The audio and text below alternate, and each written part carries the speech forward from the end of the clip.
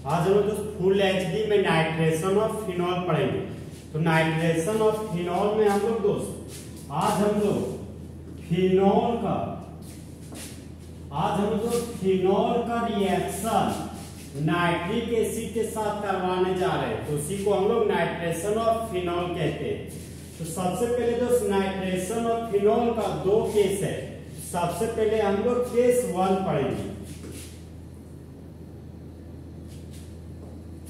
तो केस 1 में हम लोग दोस्त सबस्ट्रेट के रूप में फिनॉल लेने जा रहे हैं। तो ये हो गया आपका बेंजीन का रिंग और बेंजीन के रिंग पर लगा हुआ हाइड्रोक्सी ग्रुप। तो इस कंपाउंड को हम लोग फिनॉल कहते हैं और रिएजेंट के रूप में नाइट्रिक एसिड ले रहे हैं। रिएजेंट के रूप में नाइट्रिक एसिड लिए, लेकिन जो रिएजेंट है वह कौन फॉर्म में, मतलब कंसंट्रेटेड नाइट्रिक एसिड लिए।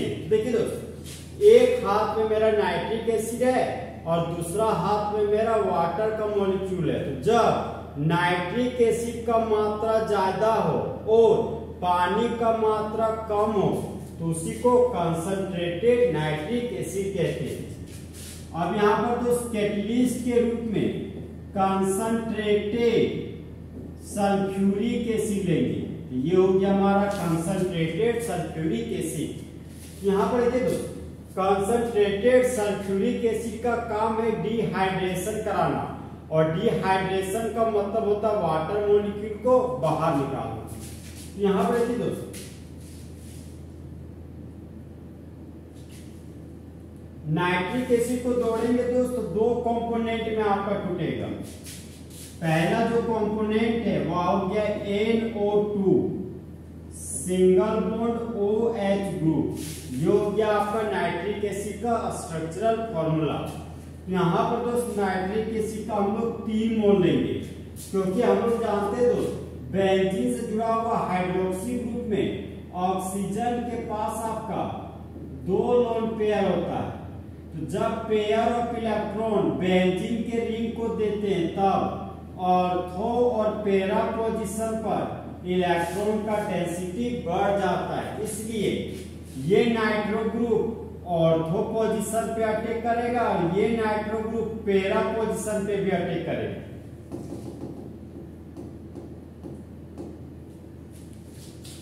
तो ये हमारा फिनॉल है दोस्त। यहाँ पर प्रोडक्ट के रूप में हम लोग फिनॉल बनाने जा रहे हैं।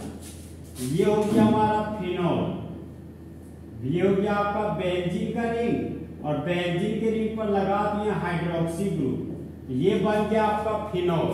यहाँ पर दोस्त नाइट्रो ग्रुप ऑर्थो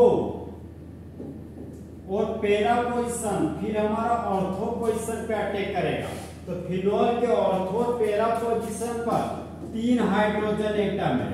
तो यहाँ पर दोस्त ऑर्थो और पैरा पोजीशन से 3 हाइड्रोजन एटम को हटाएंगे तो 3 हाइड्रोजन 3 OH ग्रुप के साथ जुड़कर बाय प्रोडक्ट के रूप में 3 मोल वाटर का मॉलिक्यूल बनाएगा। अब यहाँ पर 3 खाली बॉन्ड है, तो 3 खाली बॉन्ड में हमारा 3 नाइट्रो ग्रुप जुड़ जाएगा। तो यहाँ पर दोस्त फिनॉल के ऑर्थो और पैरा पोजीशन पर नाइट्रो ग्रुप को जोड़ दीजिए। यहाँ पर देखिए दोस्त, फंक्शनल ग्रुप से जुड़ा हुआ कार्बन को बोलते हैं हम लोग सीनियर कार्बन। ये हो गया हमारा first carbon, second carbon, third carbon, fourth carbon, 5 carbon और 6 कार्बन। तो 2 पर नाइट्रो, 4 पर नाइट्रो और 6 पर नाइट्रो है। तो इस कंपाउंड का यूपिक नेम हो जाएगा 2, 4, 6 ट्राई नाइट्रो। यहाँ पर लिखिए 2, 4, 6 ट्राई नाइट्रो और बेंजीन के रिंग पर हाइड्रोक्सी ग्रुप लगा हुआ है।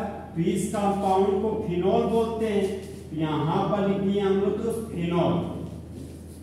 और 2, 4, 6 ट्राई नाइट्रो फिनॉल का फेमस नाम आपका दोस्त पिक्रिक एसिड है। तो यहाँ पर 2, 4, 6 ट्राई नाइट्रो फिनॉल का नाम हो गया आपका दोस्त पिक्रिक एसिड। यहाँ पर लिख देंगे हम लोग पिक्रिक एसिड। अब देखिए दोस्त, इस केमिकल रिएक्शन को हम लोग कुछ इस तरीके से पढ़ेंगे। ये आपका फिनोल है, तो यहाँ पर लिखिए हम लोग फिनोल।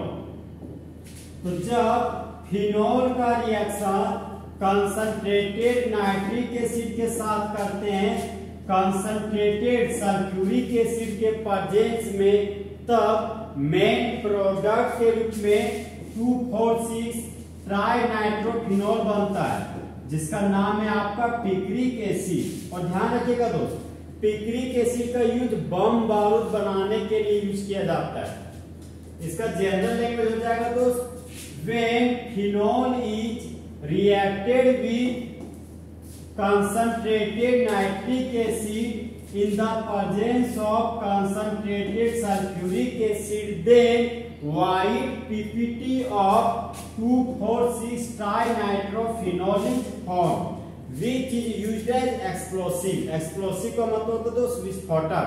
तो पिक्रिक एसिड का यूज बम बारूद बनाने में किया जाता है, इसलिए पिक्रिक एसिड को हम लोग एक्सप्लोसिव भी बोलते हैं। तो ये आपका दोस्त नाइट्रेशन और फिनोल का केस 1 फुल एचपी में खत्म हुआ।